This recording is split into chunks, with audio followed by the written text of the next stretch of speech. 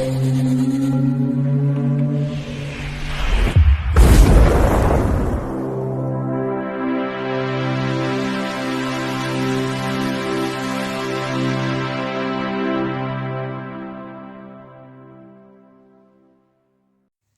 Bayek, it's me Ian. And in today's video, well, I'm continuing my look at classic Doctor Who. Yes, the Golden Age. Brilliant Doctor Who. So this is Delta and the Bannermen from 1987. Now previously we'd had Paradise Towers, and the next one will be Dragonfire.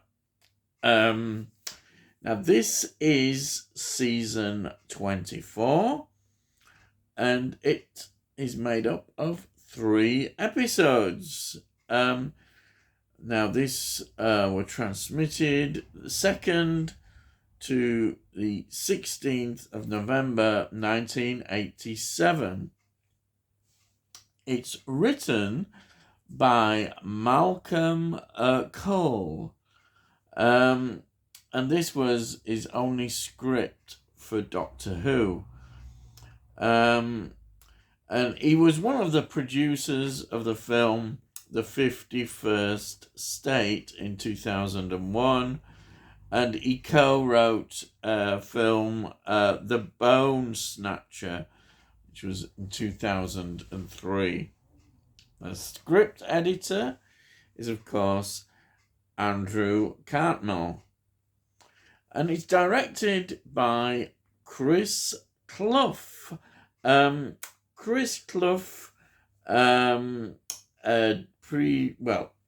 directed Terror of the Vervoids in 1986, The Ultimate Foe, 1986. So that's Colin Baker's trial of the Time Lord.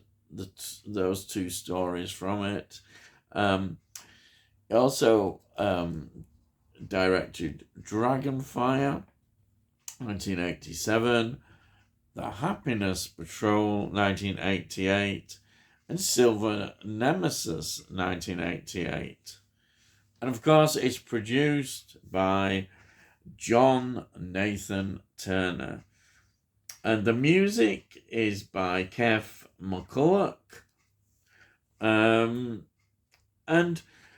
the location, locations are important, as always I say, and this one makes use of it. It is Butlins, Barry Island in Wales. So we get the holiday camp in Barry Island. A Butlins one, yes. So, let's get into the cast. We've got Sylvester McCoy, who plays the 7th Doctor, Bonnie Langford as Mel Bush. Then we've got Don Henderson, who plays Gavrock. Don Henderson was in the films Callan, which was an adaptation of the TV series 1974. He was in Brannigan 1975, which is John Wayne film. Yes, he was in that one. He was in The Ghoul 1975, which is a horror film, which was a Tyburn produced film. He was in Voyage of the Damned, 1976, which I say always comes up every week, it seems. He was in Star Wars, 1977. He was in the new adaptation of The Big Sleep, 1978. He was in The Island, 1980. He was in Brazil, the cult classic Brazil, 1985. He was in, yes, The Adventures of Baron Munchausen, 1988. He was in the BFG. BFG 1989. He was in Carry On Columbus. 1992, which is, yes, what can we say about that film? He was in The Trial, 1993. He was in an adaptation of The Wind in the Willows, 1996. But he was mostly, I think, known in terms of his TV role. And this was Bullman in 1985 to 1987. So that's quite a good CV there from Don Henderson. Again, another actor who you can imagine John Nathan Turner thinking, oh yeah, he's popular on TV. We'll have him on here, and that's what he did. Then we've got Belinda Main, who plays Delta. She was in Alien 2 on Earth, 1980, which was an Italian alien rip-off film. She was in Night Kill, 1980. She was in Crawl, 1983. She was in The Tigress, 1992. And just various TV series and TV films. Then we have got Richard Davis, who plays Burton. He was in The Lavender Hill Mob. Yeah, great film, 1951. Zulu, oh yes, Zulu classic, 1964. He was in the film version of Please Sir, 1971. And he was in the film version of Steptoe and Son, Ride Again, 1973. He was in Blue Blood, 1973. He was in The Mutations, horror films again, 1974. And the TV series is that we know him from as a familiar face was Z-Cars. Between 1962 and 1965, he was in that. And Please Sir, 1968 to 1972. There we are. Great. And then we have got Hugh Lloyd, who plays Goronwyn. That's a Welsh name. I probably pronounced that one wrong. But that. Now, he was in The Rebel, 1961, and The Punch and Judy Man, 1963, which were all Tony Hancock films. Quadrophenia, 1979, and Venom, 1982. So those are just some of the films that he was in. But of course, you may have already guessed his connection with Tony Hancock. He was in Hancock's Half Hour between 1957 and 1961. So he was well known for that. And then, of course, I've got to mention him. I know, you know probably. It's Ken Dodd. He plays the Tollmaster. It's not a very long role, but he's in it at the beginning. Yes, what can I say about Ken Dodd? He frightened me to death as a kid. Yeah, he still does. Yeah, but he's in it anyhow, but not for too long. Yeah, not for too long. Right, so what is all this about? What's to do? Well, okay. Aliens called the Bannermen, and they're a funny lot, as we can see, running around. I think there were obviously cost factors involved. There's not a great deal of them. There's supposed to be loads, but there isn't.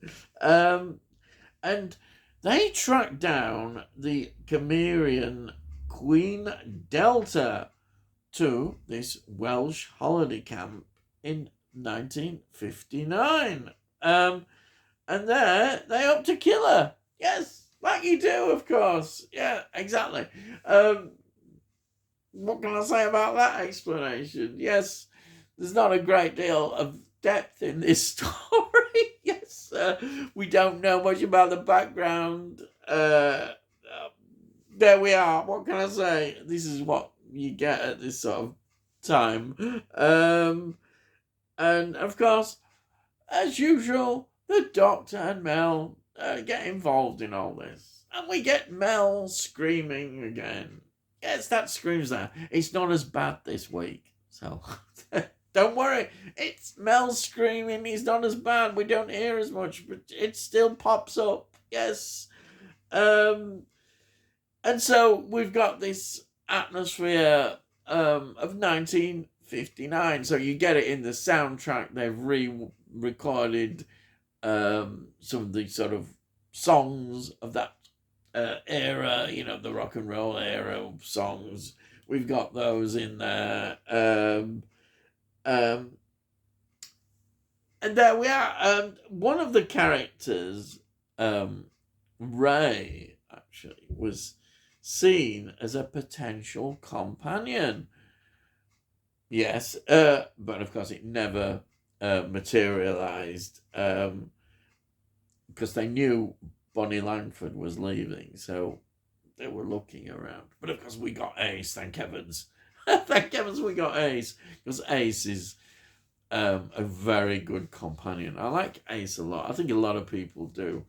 But she's to come. Yes, Ace will be getting. In fact, in the next episode, we're going to meet Ace. So, yes, fantastic. So, what can I say about this story? I've described it there. It kind of sums it up, really. It's not a particularly great story. Maybe I enjoyed it a little bit more than I thought I would. I wasn't really looking forward to watching it. It still doesn't come across as a great Doctor Who story, but you can sort of tolerate it and smile at it and think, yes, yes. And say the locations, you got the location, they've got all that, which is great. But it doesn't lift the script, and the Bannermen just don't come across very well at all. They don't. I just to put it bluntly, I think they're daft. They're daft. They don't come across. You can be daft, but these lot, they just, I don't know. The whole story, again, is, as you can imagine, it's not considered one of the best Doctor Who stories, and you would cite it as, it's another poor Sylvester McCoy story, which I feel sorry for, because when I'm watching Sylvester McCoy, I'm still liking him, getting used to him. Fortunately, his scripts improve a lot as we go along, but knowing as he is, I think also to be honest, at this juncture, he's trying to find his character as the Doctor. And when you're given scripts like this, what can you do? Does he play a comedian role? What is it about the Doctor that he's adding to the role? And at the moment, there's nothing really that he can do. I think it must have been difficult for him as an actor presented these scripts. Does he play it all comedic? Does he play it a bit straighter? I don't know what really it seemed rather unfair on him, and I can see they're finding their way. They definitely are finding their way. And you have to blame Jonathan Nathan Turner again. I think he should be given stronger direction. We can all argue that eventually it all works out much better. And people get to like the Seventh Doctor a lot more with better stories. And his relationship with Ace is a big factor. Imagine if we hadn't have had that, and this had have carried on like this, then he would be not highly rated at all. I suspect even Colin Baker would have been higher rated than this. But things do change. But if you're looking purely at this story, you're going to go, yeah. The critics, of course, were not particularly kind to it. Some did mention certain things about the atmosphere and some, the idea of 1950s and that. But, there we are. But I'll be honest, I was really thinking, oh, this is going to be awful. It's got Ken Dodd in it, oh my God. But I enjoyed it in a kind of way, but I can see why I kind of dreaded watching it because it isn't the best, but it's enjoyable to some extent. Anyhow, before I go, I always do this. This is my DVD copy of it. There we are. There's a cover there. The back there with the extras. The documentary is very good. And I'll mention the other bit in a minute. There we got this disc. Always look at that nice illustrated disc again. Looks really good. And we've got the nice little leaflet insert that you get, which always gives a little bit more information on that. But yeah, I like them. I like my DVDs of Doctor Who. Yeah, that's great. So here's the Blu-ray. Now the Blu-ray. So this DVD, the VHS came out in 2001. Then we got the DVD was in 2009, and then of course in 2021 we got this season 24 release, and it's on here, and there's more extended cuts of the story on all the episodes, which may improve it a little bit. And documentaries again, interviews, everything you really want to know is all on here. And I think that's it. But it's nice. I always love these. I mean, these are just great, as I say, absolutely wonderful. What can I say? But yeah, so that's it. Yeah, I think I've gone on far too long now. If you like this video, please give this video a like. If you give it a like, it gets it out onto YouTube, and then other people might enjoy it. It's good for my channel, so please give it a like. And if you like what you're watching, why not subscribe? Yes, if you're new to my channel, please subscribe. Have a look in the playlist, and you can see all the previous reviews of Doctor Who that I've done. But I do a lot of other things, a lot of TV series as well, yeah, and film reviews as well, often with more of a retro kind of feel to it. So you might find something you might enjoy there. And I think that's it. Also, if you've got any comments, please put your comments down, and I'll always reply to them. I'm rambling on, aren't I? That's why. That's it. All I've got to say is, I'll see thee again.